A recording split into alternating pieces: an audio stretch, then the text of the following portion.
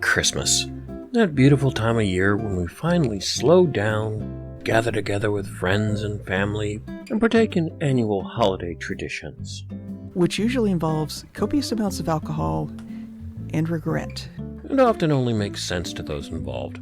That being said, our own Christmas tradition involves movies. Bad ones. You're all shocked. I know. 2 particular movies. Particularly bad movies. In a particular order. On 2 particular days. Ladies and gentlemen, as our holiday gift to you, we present our thoughts on a timeless classic of bad holiday cinema, Santa Claus Conquers the Martians. Oh, thank you for the spoiler alert.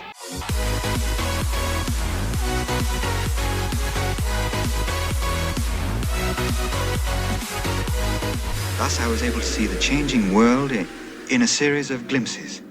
On Christmas Eve, our annual tradition is to pull this cheese wheel out of storage for one more viewing. No, we're not the most exciting people in real life. Released in 1964. Great. It was released the year I was born. That's how I want to be remembered.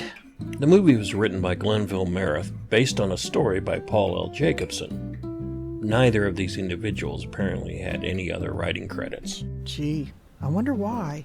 The film... Stop calling it a film, we know better. Anyway, it was directed by Nicholas Webster. Unlike the writers, Webster actually did some decent work later, including directing episodes of The Waltons, the FBI, and Mannix. As for the cast, John Call played Santa. But he also made appearances in I Spy and Dragnet. So he did at least have a career. The other cast standout is Vincent Beck.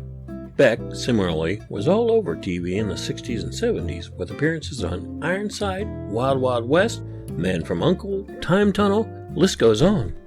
So there was a real actor under that fake porn stash? Leonard Hicks, who played the Martian leader Kimar, was not so lucky. He did an appearance on Route 66, and that's about it. Bill McCutcheon played Droppo. Aside from some minor and some background roles in shows like Kojak and Spencer for Hire, most of his acting credits are from Sesame Street. Make your own joke about that. The only other person of note is Pia Zadora, whose only major claim to fame, other than this movie, is her being famous for being famous.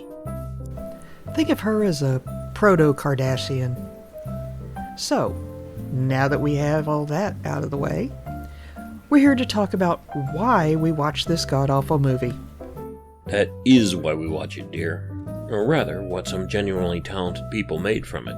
Y'all don't think we'd actually watch the unriffed version, do you?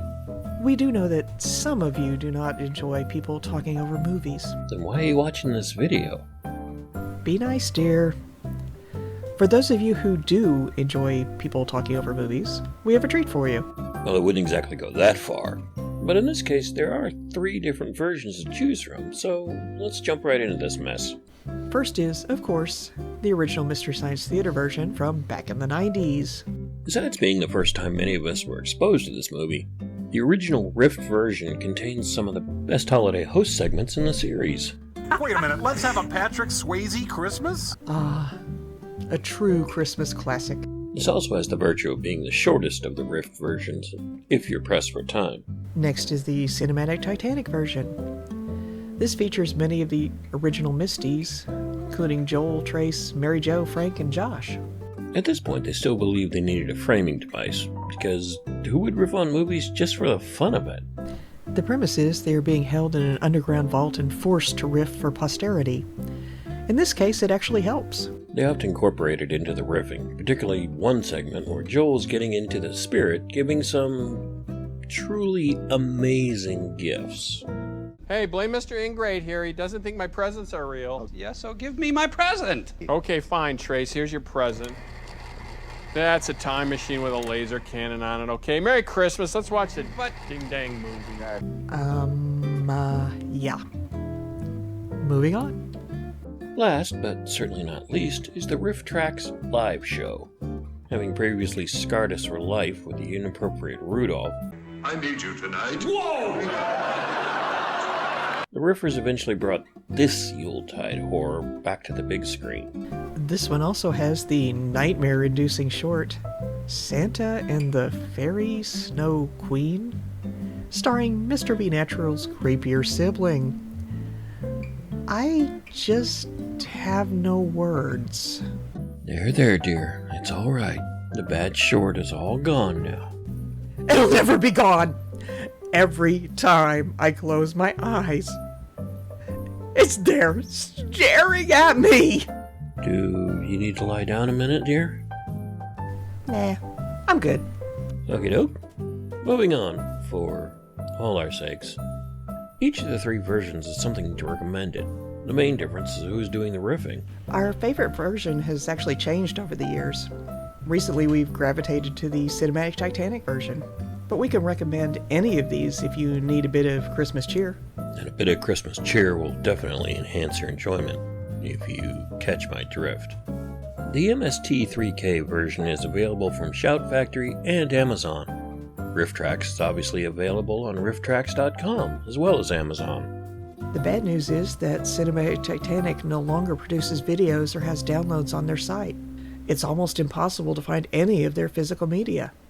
The good news is that a decent selection of their movies are available on Amazon Prime Video. So which version is your favorite? Or do you think they all suck? Let us know in the comments below. While you're at it, leave us a Christmas gift by liking this video and maybe consider subscribing. Pretty please? This is our Christmas Eve tradition, but we have a whole other tradition for late Christmas Day.